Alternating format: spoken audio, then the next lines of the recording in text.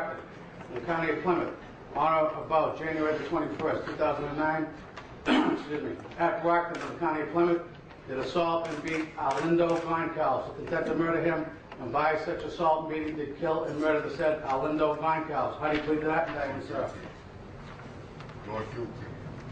Offense 03, charging with armed assault with intent to murder, being armed with a dangerous weapon to a gun, did assault with intent to murder her. How do you plead to that indictment, sir?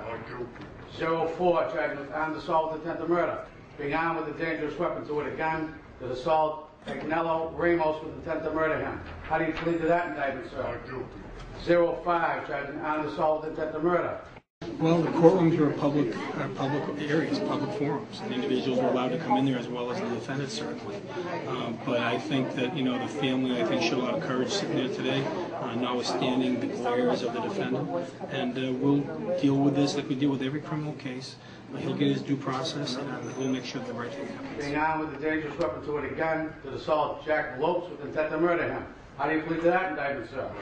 You know what? I mean, I'm certainly not going to guess as to what the defendant's thinking, but you know, no, I wouldn't put anything past anybody. You know what? Like I said, I can't go into the mind of this individual, nor would I want to go into his mind.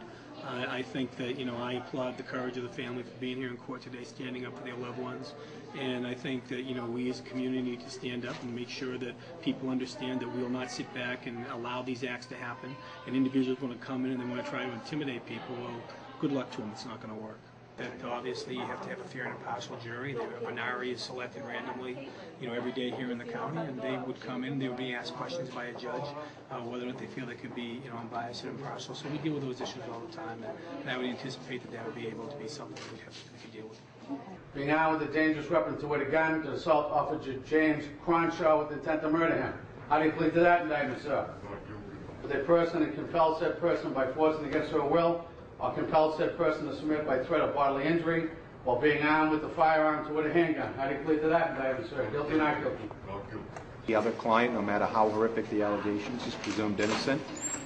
We're going to give him a vigorous defense. I was surprised, and I wish that the Plymouth County Correctional Facility had notified me prior to today's date that it had happened, because when you see something like that, obviously it lends itself to some concern, and I had some concern, and I put that on the record. I don't think Plymouth is the appropriate place for my client right now.